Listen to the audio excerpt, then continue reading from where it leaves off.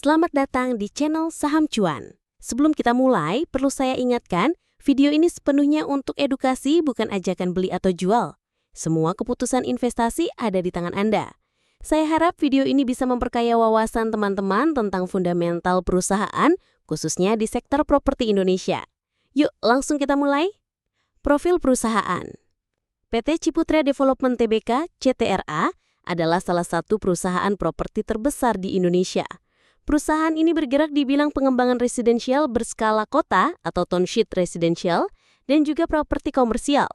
Produk residensial CTRA mencakup kafling tanah, rumah hunian, ruko, apartemen, dan perkantoran strata title. Sedangkan lini komersialnya meliputi penyewaan pusat niaga, hotel, apartemen sewa, perkantoran, rumah sakit, lapangan golf, hingga waterpark. Dengan model bisnis terdiversifikasi ini, CTRA tidak hanya mengandalkan penjualan rumah, tapi juga recurring income dari properti komersial. Struktur anak usaha. CTRA memiliki banyak anak perusahaan yang tersebar di berbagai kota besar di Indonesia, bahkan ada juga yang berbasis luar negeri. Beberapa yang paling besar antara lain PT Ciputra Nusantara di Surabaya, aset Rp23,2 triliun. PT Ciputra Residence di Tangerang, aset Rp11,5 triliun. PT Ciputra Adigraha di Jakarta, aset Rp4,7 triliun. PT Ciputra Sentra dengan aset Rp2 triliun. PT Ciputra Nirvana Dwipa Rp1,1 triliun. PT Ciputra Semarang Rp1,39 triliun. Selain itu, ada juga anak usaha yang sifatnya dormant dan investment company. Struktur ini menunjukkan bahwa Ciputra punya basis yang kuat, tersebar di banyak kota besar, sehingga bisa mengurangi resiko ketergantungan hanya pada satu proyek atau satu lokasi. Struktur pemegang saham.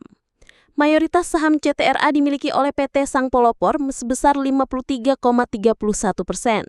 Kemudian masyarakat non-warkat memegang 42,83%, pihak afiliasi pengendali 3,49%, dan sisanya masyarakat warkat 0,26%.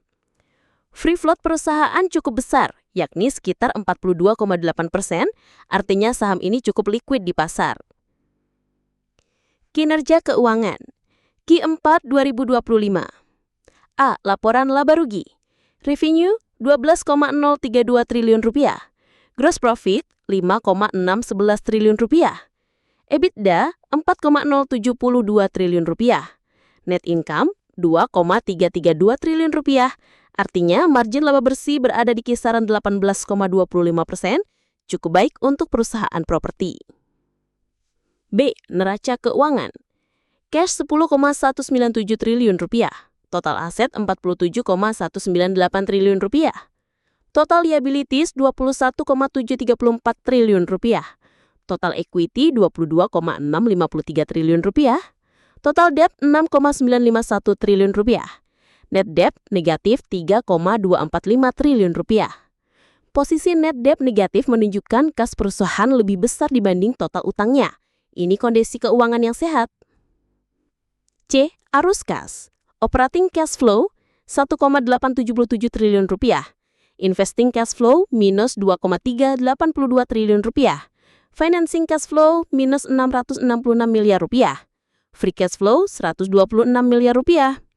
Walau OCF positif, free cash flow relatif kecil karena tingginya capex, hal yang wajar untuk bisnis properti yang intensif modal. Profitabilitas.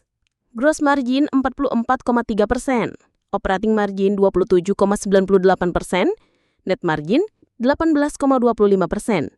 Angka ini cukup solid menunjukkan efisiensi operasional. Pertumbuhan year on year, revenue growth plus 15,76%, gross profit growth plus 9,85%, net income growth 5,31%. Pertumbuhan ada, tapi melambat di laba bersih karena beban biaya dan tekanan bunga, namun tetap positif. Dividen. CTRA termasuk konsisten membagikan dividen. Tahun 2024-24 per saham, yield 2,36%. Tahun 2023 Rp21. Tahun 2022 Rp15. Tahun 2021 Rp14. Tahun 2020 Rp8,5. Artinya ada tren kenaikan dividen tiap tahun seiring kinerja yang membaik. Payout ratio juga moderat, tidak belas %. Valuasi saham. PER TTM 8,07 kali, lebih murah dibanding median IHSG 8,92 kali. PDV 0,38 kali, masih di bawah 1, artinya valuasi relatif undervalue. EV/EBITDA 4,51 kali, cukup murah. PEG rasio 0,53, artinya growth masih undervalue. Secara valuasi, CTRA tampak cukup menarik apalagi dengan fundamental yang sehat, namun tetap perlu memperhatikan resiko sektor dan cash flow. Solvabilitas dan efisiensi. Current ratio 1,72, aman. Debt to equity 0,31, rendah. Altman Z-score 4,14, zona aman jauh dari potensi bangkrut. ROE 10,3%, ROA 4,94%. Artinya CTRA cukup sehat secara finansial, walaupun efisiensi aset masih rendah karena sifat industri properti yang padat modal dan inventory heavy. Kesimpulan, dari seluruh analisa kita bisa simpulkan, kekuatan diversifikasi proyek, kas besar, utang rendah, dividen konsisten, valuasi murah. Kelemahan free cash flow tipis, pertumbuhan laba melambat, inventory turnover rendah. Peluang, sektor properti mulai memulih, tren urbanisasi, recurring income dari properti komersial. Resiko siklus properti yang panjang, bunga KPR, dan kebijakan makro.